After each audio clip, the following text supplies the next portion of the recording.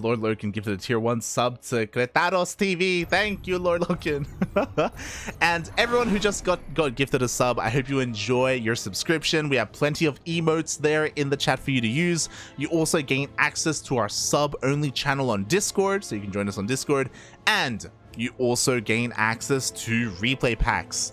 If you want replay packs of not just Copa Hyperion, but also Sentimiento Latino, Sparkling Tuna Cup, and other tournaments that we have that we are allowed to share replays of, then you get those replay packs. Again, so Latin American StarCraft, North American StarCraft, Southeast Asian, and Korean as well, as players like Byun and Nightmare and True have been playing in Sparkling Tuna Cup as well.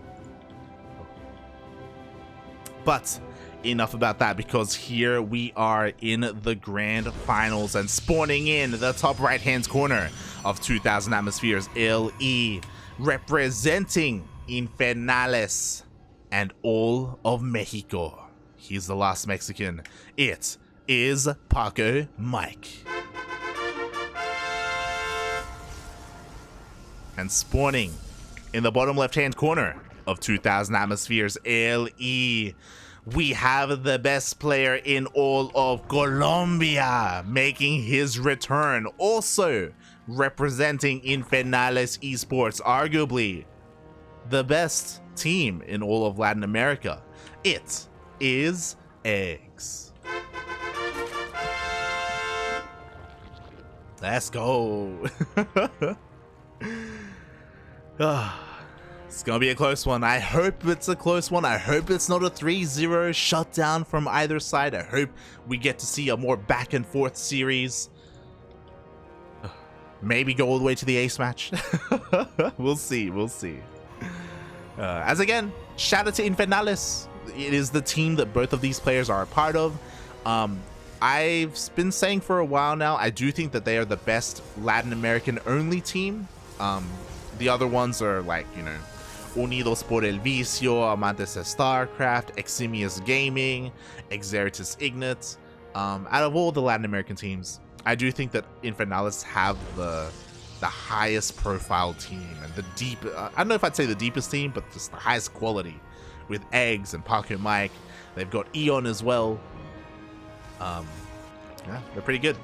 I think they have Pure Legacy on top of that as well, which is pretty insane. Of course, I will say that the CranKy Ducklings are pretty good as well. If you want to look at a team league match that we had, the CranKy Ducklings actually went up against Infernales in Berserker Team League, and the VOD is on YouTube if you're interested in the outcome of that series. It was pretty hype. But I do think that CranKy Ducklings, we cheat a little bit because we don't just have Latin American players. You know, we've got Oreo from Australia, we've got Starduck from Australia, we've got Patty Mac from America, so CranKy Ducklings were a little bit more international in that sense. So I don't think it's fair for us to call ourselves like a Latin American team where we're mixed. Meanwhile, speaking of mix and mixing things up, I am shocked, and this is what I was worried about. I was worried that Pacomike was not going to play to his strengths and that he was going to go for some shenanigans. And that's exactly what we're seeing right now. The Overlord goes in and eGGz sees everything. Oh my god. Pacomike didn't just go for a Twilight Council opener, he is going for DTs, and eGGz sees it all. And this is what I was talking, like, I was like, yo, if Pacomike goes Skytoss, if he goes double Stargate, I want to favor Pacomike. But if he does stuff like this, if he goes for a DT drop, I have less faith. Especially because eGGz was able to see everything. We already have spores on the way for detection. We're going to be seeing roaches on the way as well to shut down the Archons, because we all know that the DTs aren't going to do that much damage. And this is just not going to pay for itself. Pacomike is starting out on the back foot. Shaking my head. Oh boy. Here we go. Lair is already done. We do have Roach Speed on the way. Roach Warren is done as well. So eGGz, he's going to have everything he needs to defend against those DTs. I do think this is smart. Pacomike did kind of delay his push a little bit. And obviously, the good thing about going for a DT drop is that you can morph in Archons and you can find damage in different ways. You don't have to commit to just waddling in with DTs and getting drone kills. Like, there can be more to it. Oh, and this is very interesting. From here, Pacomike is already transitioning into Blink. Blink is on the way, Forge is on the way. Unfortunately, unlike his game against Jim Rising, this Blink Stalker and upgrade timing is going to hit later because it's been delayed because of these DTs. So it isn't going to be as crisp, but we'll see how he gets there. Meanwhile, DTs try to get in. They do get denied. 2 DTs are going into the main and natural, and yo, the army was out of position. They were a little bit distracted. How much damage is going to get done? 3, 4, 5. 4 drone kills and just 4 drone kills. 4 drones for all those DTs, not worth it yet. Meanwhile, we have a triple DT drop in the 3rd base. Yo, the spore was actually lifted up, so there's no detection here. Oh my god, eggs, please. Okay, there we go. Finally, he does reburrow his spore, but he's losing his queens. Pacomike still dealing damage anyway.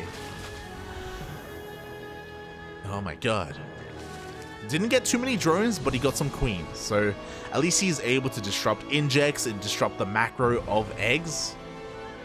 But I am a little bit scared. What am I scared of? The fact that Pacomike didn't get into the main in time to see the Spire. Spire is thrown down. What's the Spire for? Mortars. People were asking earlier in the chat, yo, we want to see some mutas, especially in some of the other matchups in ZVT. We're finally getting mutas for the first time today in ZVP. And this is to shut down the War Prism and, I mean, to wreak havoc across the map as well. Like, Pacomike has no idea. Because he hasn't scouted this, like, he's not going to have cannons. He's not going to have shield batteries. He does have a shield battery at the 3rd, but the main and natural are completely exposed. Blink Stalkers are an okay response to mutas, don't get me wrong. So we'll see how this goes. Pacomike's actually working towards a really big push. +1 isn't done, so it's a little bit of an anti-timing. He's going to hit before +1. But eGGz has been banking up his resources to go into mutas, so his army isn't that big right now. Like, this is a good moment for Pacomike to push in before the mutas come out. Here we go, mutas are popping out just in time. They're going to be going across the map. They're not really going to help a lot in this fight because of the Archons. But, again, they're going to go uncontested in the mineral lines. At the same time, Pacomike has to deal damage with this push. He's got a lot of Immortals, he's got a lot of Archons, he's got a lot of Blink Stalkers. Oh my god, even force field some of the drones. But is this going to be enough? The Roaches are forcing this all the way back. The Archons are being focused down. Without the Archons, that means that the mutas, if they wanted to, they could turn around and come back home. Oh god, but the Immortals are just too powerful here. The Roaches cannot break through. Pacomike is going to break the 3rd base. At the same time, he warped in at home. The Stalkers are defending. He's still losing a lot of workers, to be fair. Oh god, but it may be acceptable losses. So Pacomike is going to get this hatchery. 18 drones go down. 18 probes also went down. Oh my god. Tit for tat here, but eGGz, he couldn't afford these losses. Like, the mutas had to do a little bit more. And even though Pacomike didn't scout the Spire, this was kind of the perfect response. Because again, like, eGGz, he in a way wasted resources on mutas when he needed a ground army. He needed an army to stop these Immortals, to stop these Stalkers, and he just didn't have it. GG. GG, well played. Pacomike does it. He takes the game. I was impressed that he was still able to find some damage with the DTs, even though they got scattered, even though eGGz had spores and he had his army split up. Like, he was still losing drones, he was still losing queens, and Pacomike, he's, you know, he's a smart player. He was working on a follow-up push with those Blink Stalkers. And this is where I have to turn things around. Where I was focusing a lot on Pacomike not scouting that Spire, I should have also been focusing on the fact that eGGz wasn't scouting his opponent either. He scouted the DT drop, but he didn't scout the follow-up after that. So he was also kind of gambling with those mutas as well. hoping that Pacomike was going to be a little bit more passive after the DT drop. Oh, damn. GG. Well played. Pacomike does it, and oh.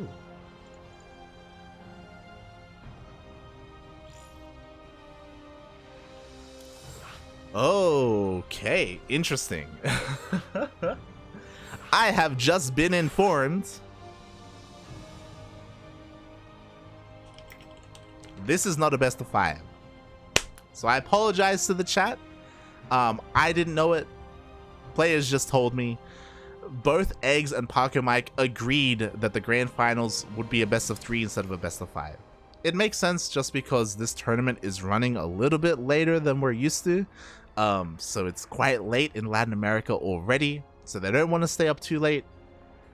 So it is going to be a best of 3, which means Pacomike only needs one more to be today's champion.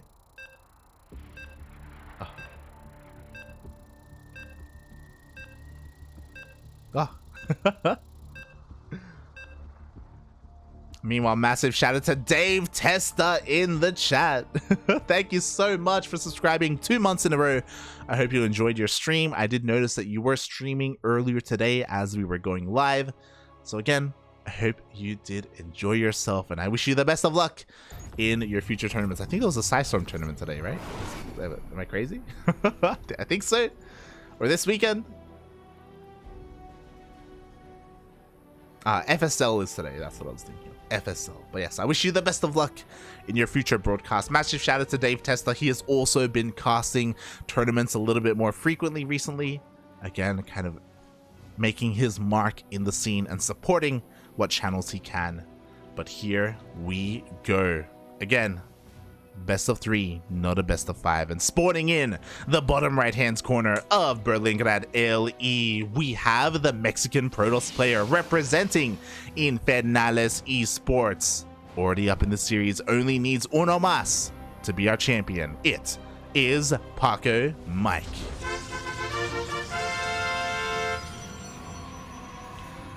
And spawning in the top left hand corner of Berlingrad LE, we have the Colombian himself representing Infernales Esports. It is eGGz. El Huevito has to fight back. And Berlingrad is another great map for something like a Queen Walk, not gonna lie, if the Protoss opens up Skytoss. But again, we didn't see Pacomike do that on Curious Minds. I don't think we're gonna see it on Berlingrad. I think we're going to be seeing a different kind of Protoss here. Ooh, so I worry a little bit for eGGz. I also don't think I've ever seen him Queen Walk before. Yeah, he just wasn't as active in that period of time. So I'm curious. I'm very curious indeed. Oh. I see logic in the chat. This is why I stopped going Spire. I feel like my window is too large and vulnerable. True, true. Yeah. You're not wrong in that our Zerg player eGGz here did eventually, of course, scout with his mutas, but by the time he was scouting, it's like, oh, it's too late, you know? There's already an army pushing into my base, into my third. But again, I'm sure we're going to be seeing a very different kind of ZVP here on Berlingrad. So far, a little bit too early to see what the opener will be, but there it is. Pacomike does start things off with a Stargate. Again, I'll be shocked if he throws down a second Stargate from here. Unless he wants to go to the ace match. I mean, it's possible, you know? It's very possible. A lot of Protoss players have been struggling quite a bit with double Stargate Void Ray on this map, just because when you Queen Walk, something that a lot of players like Solar and even Dark have been doing is Queen Walking, but also bringing a drone to mine these minerals, which means that once you Queen Walk, you can hit either the third or the natural. You can pick and choose. And as a Protoss player, it can be really difficult to determine which way the Zerg is going.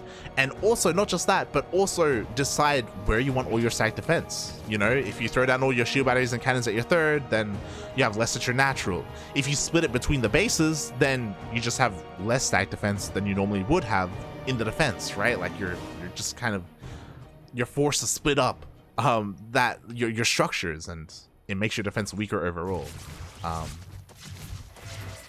So I expect to see a Twilight Council after this Overlord does get sniped. So we go, we do have a Void Ray first, or Overlord is diving in, and eGGz will confirm it is a Stargate opener, so he's aware of that at least. But after the death of this Overlord, that's where we have to kind of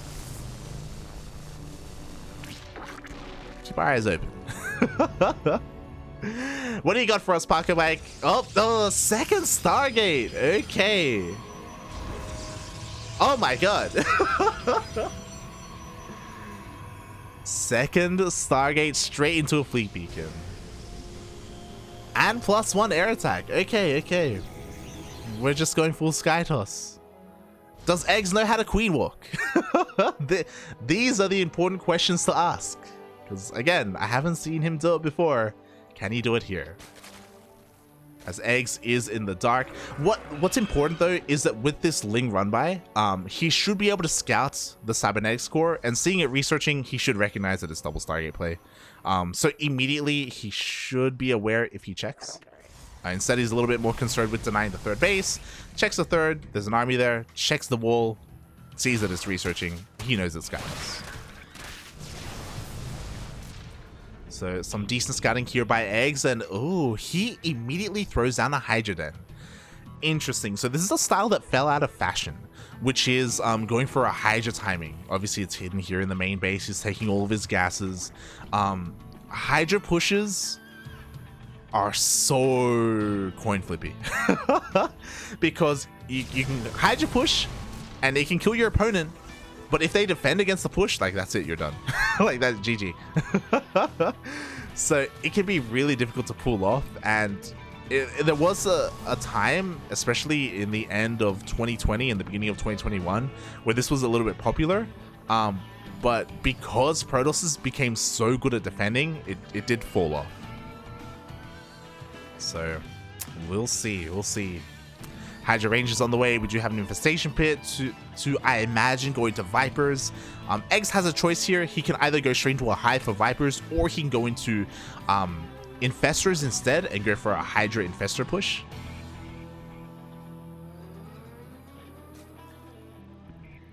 We'll see what he goes for. Meanwhile, the Void Rays are about to rock up. Ooh, they dive on the Hydras, and oh my god, loses one of the Void Rays immediately. Pacomike, please, overextending. Maybe he does want to go to the ace match. As now that he sees that it's Hydras, he throws down everybody's face. So he is going to be working on those disruptors. Meanwhile, we do see that the Infestation Pit wasn't necessarily for Hive. eGGz is going for those Infestors. So again, going for like a fungal Hydra combo on those Void Rays can shut them down. I am just a little bit concerned because Vipers provide another role. Other than parasitic bombs, they also provide the role of abducting, which will shut down disruptors. Infestors don't really have an answer to disruptors. That's kind of the downside to it. That's why Infestors are kind of like a stopgap measure. You know, they're not the most ideal. They do have their place, but they also have their weaknesses. The strengths and the weaknesses. That's what I meant to say. Oh boy. But we will see. These Infestors are also going to need a lot of time to gather up that energy. eGGz did not research pathogen glands, so it's going to take a while to have enough energy to land a fungal or a microbial shroud. Oh boy. And he's posturing at the moment. He's waiting for the right opportunity. He actually doesn't have enough energy for a fungal. Needs a little bit more time. Okay, there we go. He's got it. He's ready to go. And the first disruptor is out. Oh god, how good is it going to be? Pacomike, oh no, he whiffs. He only gets a single Hydra. Let's go. The Hydras are pushing on forward. This third base is completely forfeit. There is no way for Pacomike to defend, so he just gives it up. He goes to his natural base, and he has to wait for his next disruptor. Pacomike is more than happy to give this up. He's like, ah, you can have it. It's fine. Don't worry about it. Oh my god, but he's kind of being lured into a pretty awful position. The Hydras are pushing him forward. There goes the first Nova. And gets a handful of the Hydras. There is a second disruptor behind this though. So eGGz has to be very careful. And there we go. He is now working on that Hive. So it's kind of a wonky way of getting there, but eGGz, he's doing it. You know, he's denying bases. He's transitioning. He's working on a Spire for Corruptors.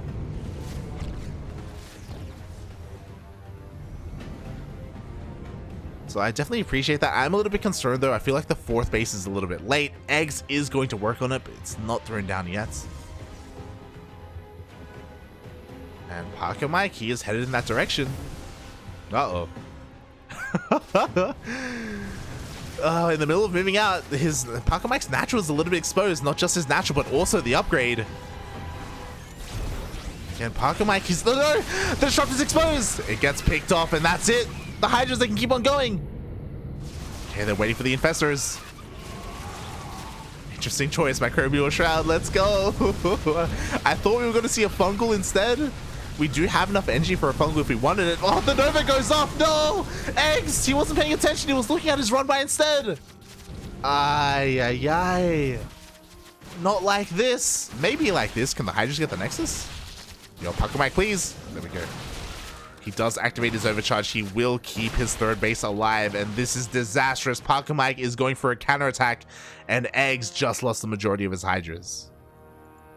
Pacomike is taking his time, though.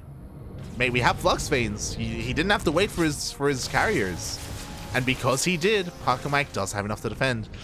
Oh, but the Disruptors do kind of make things a little bit awkward here. Oh, God. 3 Disruptors now.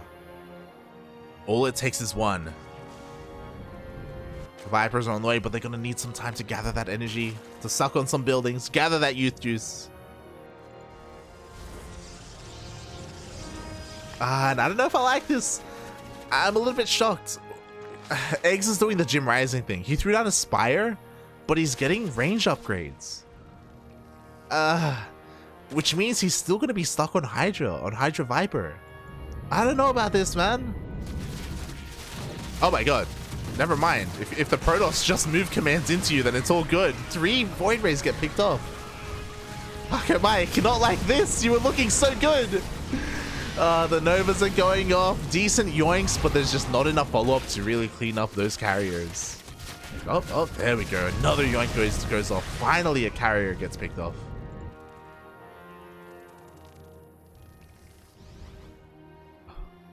So Pacomike's miscontrol is keeping eGGz in this. Like, imagine that fight, but if Pacomike had 3 more Void Rays, like, we saw how close that was and how little eGGz really had. That would have been completely different. So so Pacomike may be becoming a little bit careless, especially when he sees, like, himself winning. Like, even here, like, he's throwing away so many Void Rays. Pacomike, please.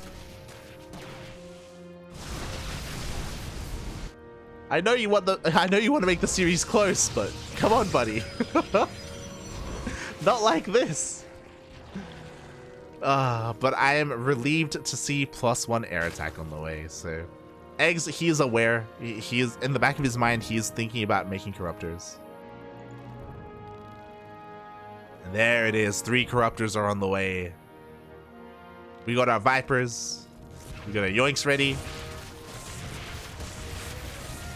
And eGGz, he goes for a bit of a multi-prog. He's hitting the 3rd and 4th at the same time. This push here at the 3rd, it looks like it's going to obviously meet the carrier army, so he's going to lose a lot of Hydras here. But can he deny the 4th? Oh god, no, he will not. Pacomike winning on both fronts.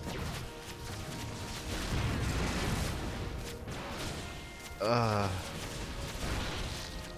this is what I'm worried about. Like, these are expensive losses.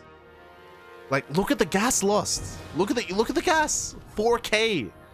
That's how expensive Hydras are. Like, I understand they're glass cannons and they are squishy, but you cannot be throwing away Hydras like this.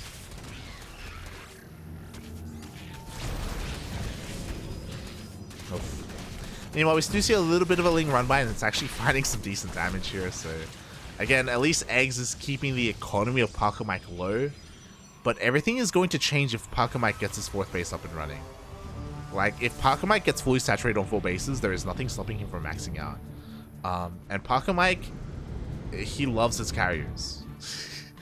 Any other Protoss player would be like, yo, 7 carriers? I think I have enough. I think I should supplement this with more Void Rays to deal with Corruptors. Like, this is why going into Corruptors right now would be so great. What is there to deal with Corruptors? There's 2 Void Rays and just mass carrier. You can kind of abuse this. Archons do throw a spanner in the works a little bit, But for the most part, like, Corruptor Viper can have its way with this. But Pacomike isn't really being punished for it. Sure, we have some Corruptors, but then eGGz is still making Hydras on top of this, and he's also going Lurker as well. Oh boy. It's not impossible to make this army composition work, but it's... eGGz is going to be working harder than he needs to. Oh boy. In the meantime, we do have a little bit of a lull here. eGGz backs off. He takes another base. Pacomike does get his 4th base up and running and saturated. And once we have 2 maxed out armies face off, like, I do have to give the edge to the Protoss. Especially when now they have Storm. That's the other thing that shuts down Hydras. Hydras, they stay in Storm for a couple of seconds and they're dead. Unlike Corruptors, which are a little bit more beefy. Oh boy. Meanwhile, we just see a run by head towards the 3rd base. eGGz's main army is avoiding that of Pacomike, so maybe eGGz can deny the 4th? Maybe? Uh-oh, Pacomike sees. He's coming. He's thinking about it.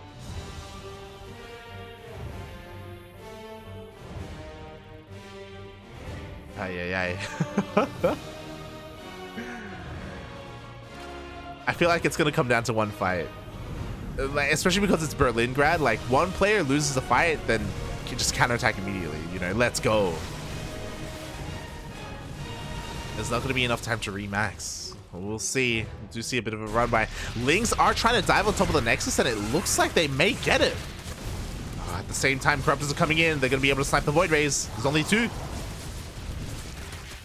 Lings are going to overpower everything here. The Nexus falls. We do have a couple of Storms which are connecting with the Corruptors. At the same time, eGGz is losing this base to run by, so both players will lose the base. But Pacomike still keeps the majority of his high-tech units alive. He did lose all his Void Rays. And I'll be honest, I don't think he's going to replace them. Oh, God, but eGGz keeps making Hydras. God damn it.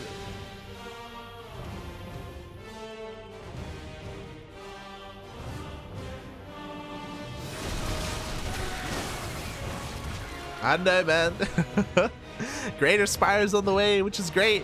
We can start working on Broodlords, but eGGz is maxed out.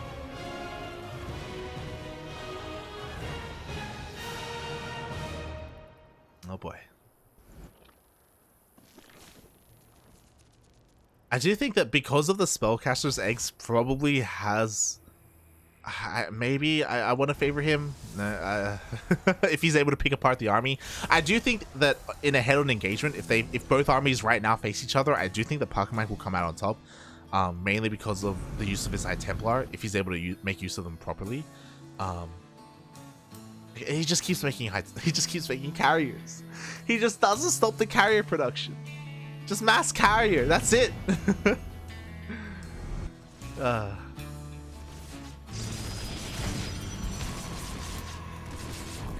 Oh boy.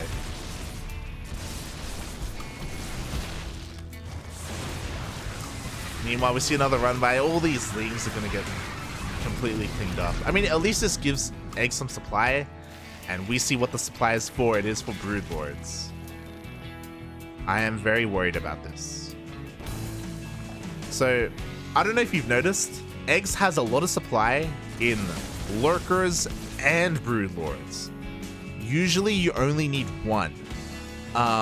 So because of that, that is eating into his anti-air. His Corruptor count isn't that high. He's got 7 Corruptors and 22 Hydras. If the fight happens, I'm pretty sure Pacomike, he will just reign supreme in the air, and there's just not going to be enough anti-air to fight. Like, I'll be honest, I think it's going to be that simple. Here we go, Pacomike, he rotates his way around towards the northern half of the map. All these sports are going to get cleaned up, the Lurkers as well. In come the Hydras. How good are the Storms going to be? For a Storm, a little bit premature, just zones away the Hydras.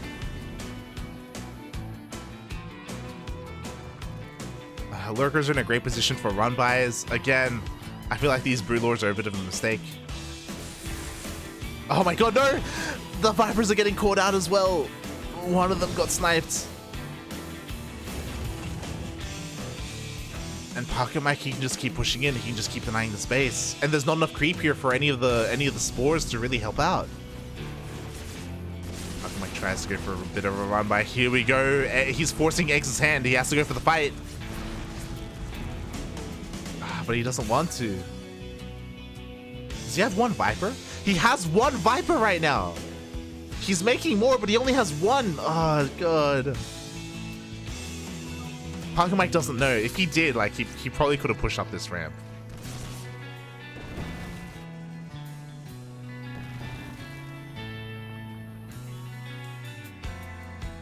Yeah, but he's giving eGggz the opportunity to get set up. He's remaking his Spore Forest, getting more upgrades, getting more energy on these Vipers. Again, without these Vipers, the A move was real. But now with the Vipers, like, eGggz has a chance to fight against the Skytoss. Pacomike, he just keeps denying base. He's just starving eGggz out. My god. And here we go. Opts not to push up the ramp. Not yet. Vipers are coming in. They get yoinks on disruptors.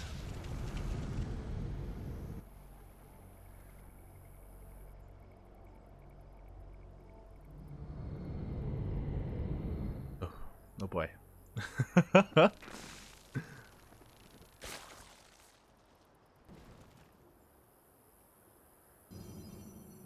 All right, and I think Pacomike, he's just playing this slow and steady. I mean, now he's got a Mama Ship Core. In his mind, I'm sure he has the ideal Protoss army. Oh, he's actually making Void Rays again. Let's go. So now he actually has a response to some of these Corruptors. Oh boy. At the same time, remember earlier when we had only 7 Corruptors? Now we have 25. eGggz, he's doing it. Yeah, he hasn't been remaking the drones that he's been losing. He's just making more armies. So now his Corruptor count, it's pretty acceptable. Let's go. Bit of an unfortunate run by here.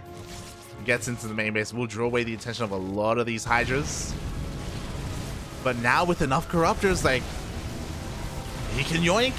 He can go for it. He can start one-shotting these carriers.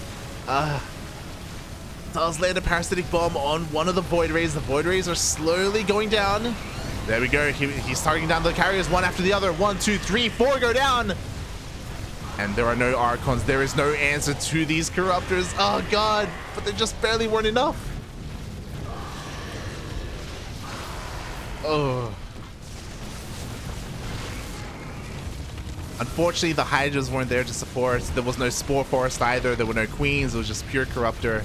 GG gets called. Pacomike does it. He does take the game. He is going to be our Copa Hyperion 37 champion.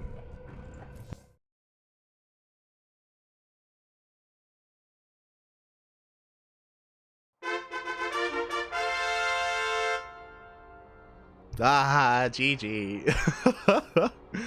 That was a bit of a feels bad, man. It took a long time for eGggz to really get that army going. And again, he still had a lot of dead supply or inefficient supply in Hydras and Lurkers. Like, we saw how he was targeting down those carriers. Like, the Parasitic Bomb was able to deal with all the Void Rays. He was able to kill maybe 4 or 5 carriers. There were just so many of them. He just needed more of those Corruptors to power through. He just couldn't do it. Because Berlingrad is so small of a map, you have to commit to a fight once you get into it. If you back off, like, you're just giving your opponent more ground. And if eGggz had backed off there, Pacomike would just kill that base, and eGggz would be stuck on 3-base economy. Like, he was just being starved out completely. GG. GG, well played. Congratulations, Pacomike. Did he even drop a map today? I'm a little bit shocked. Pacomike 2-0'd Neo Shaggy, 2-0'd Jim Rising, and 2-0'd eGggz as well. He is our champion, undefeated today. Undefeated. Ugh. Congratulations. Fun fact, Pacomike, he played nothing but PvZs today. There was no Terran to stop him. Last week in Sentimiento Latino, it was Chaos Fate. Chaos Fate, our Terran player, was able to stop him, but unfortunately he wasn't here today. And Pacomike in PvZ, this is the matchup that he thrives in. This is the matchup that he loves the most and that he excels at. And yeah, he secures his spot here at the top. And again, there is a reason why Pacomike is the best Protoss player in all of Latin America. GG.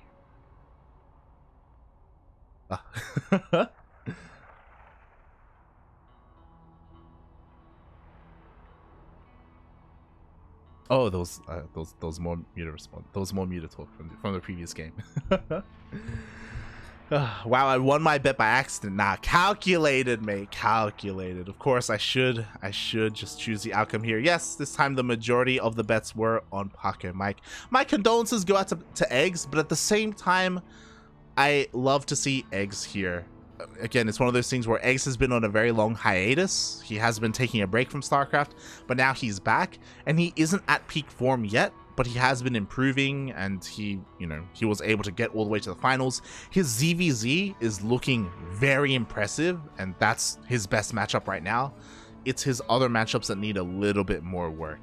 And I'm sure we're going to see him improve over time, especially leading up to DreamHack. To DreamHack Summer. So eGGz is definitely someone to keep an eye on. We haven't seen him at his final form yet. The same can be said for Pacomike. That's the great thing about weeklies at the moment, is that we're seeing all these players return and we're seeing them rise to form and get into shape for DreamHack. And with this, we can kind of keep an eye, well, we get a better idea of who to keep an eye on for that DreamHack, for those qualifiers, who's going to make it through. It's still a little bit early at the moment, but I feel like players are starting to distinguish themselves from others, you know? So, GG. GG, well played. Regardless, I'm sure Infernales Esports are very happy because they had both of their players in the finals. So, regardless, it was an Infernales win. And these two are good friends. They are teammates. I hope to see them practice together, maybe do some customs, and work on their matchups. Because I think we all did see like different aspects of their play that they could be improving upon. And that's what I mean when I say like, yo, we know that they're just gonna get better from here, now that they're back playing StarCraft. Ugh. eGGz, this is fine. Oh god. But yes, with that, thank you everyone for watching. If you want more Latin American StarCraft, every single week we are here with either Copa Hyperion or Sentimiento Latino. They alternate back and forth. They are both Latin American only tournaments, just run by different individuals, but still sponsored by OSC Esports. So yeah, if you're interested in Latin American StarCraft, tune in here. If you want some other kinds of StarCraft, we are going to be back in 24 hours with ESL Open Cup Asia. So if you want some of that Korean StarCraft, players like Hero, Zest, Solar, Ragnarok, Cure, Juanito, Special, then yes, they will all be there tomorrow. They'll all be there tomorrow for ESL Open Cup Asia. I will not be solo casting that. I will be joined by Oreo. Oreo will be joining me for that. As my usual co-caster is Yaku, but he is currently busy at the moment with his studies. Give him plenty of love. For those who don't know, Yakuzaku is actually he actually has classes every day of the week, including weekends right now. So he's got extra courses and extra classes. So because of that, he isn't available to join me for a cast for the next month. After that month, he's going to be coming back and we'll be able to cast again together. But until then, you know, we are letting him focus on his studies. And of course, we have other CranKy Ducklings to jump on and take his place, to sub in for a little bit. So yes, GG, well played. And yeah, with that, if you enjoyed the broadcast, check us out on social media. We post whenever we go live on Twitter, Facebook, and Instagram. If you're a subscriber, join us on Discord. We do give out replay packs to our subscribers in our Discord channel. So if you want those packs, We got you. We got you. Oh god. And you know, you can also hang out with the rest of the Ducklings. You can tune into some ladder sessions or some team games that we have from time to time. We do have our sub voice channel as well. And we also upload every single one of our VODs to YouTube. We've been uploading VODs to YouTube 2 times a day, every day for the past 6 months. We've been slowly growing our YouTube channel, and if you're interested in some of our broadcasts and if you enjoy our casting style, then you can check us out on YouTube and watch the VODs there if you can't catch us live. And with that, thank you everyone for joining us today. Thank you so much to everyone who subscribed. Dave Testa, Lord Loken, ARJ Skater, and everyone else in the chat who joined us. You know, I see Ranger's there. Ranger may be there tomorrow as well. He's a Malaysian Protoss player. It's quite good. Best player in all of Malaysia. I almost said Lord Loken again. Logic, Sounder, IBD Forever, Bashka, Doom. Thank you. Thank you so much everyone for tuning in. Hope you had a good time. And I guess for my final PSA, don't forget about Nation Wars. I hope people haven't forgotten, but Nation Wars is currently being funded and is still not complete. Nation Wars is a massive tournament where all these countries come together and duke it out in kind of a World Cup style. It is run by O Gaming, and it is currently being crowdfunded. I believe they're at like the 60% mark. They still got a ways to go, so and it's a great tournament that supports a bunch of these other lesser known countries, all the countries in Latin America, for example. And it's a great way for them all to kind of show off on that world stage. So yeah, if you're a fan of StarCraft and if you want to support it, consider checking out the Nation Wars channel, the Nation Wars page, I should say, and consider supporting. Hold on, let me just look it up. Let me just try and look it up. Nation Wars 7. Nation Wars 7. Wikipedia doesn't have their GoFundMe? Come on. There it is. There it is. I'll post it in the chat. It is in France. It is in French. There we go. That's my last PSA for the day. We can always help you talk about balance on stream. Like, get out of here, Soundo. Get out of here with your balance whining. But I just checked. Actually, 79% funded. Not bad. No, we're almost there. We're almost there. They have their own, you know, rewards, their own tiers. If you want something for your money, don't forget to translate the page to English. But yeah, consider supporting Nation Wars. It's a great way to support StarCraft because it's a great tournament that does so much for the scene. So yeah, consider it. Spread the word. Spread it out to other people who can consider it and support it. And thank you so much for watching. We will see you tomorrow for some more StarCraft. Ciao.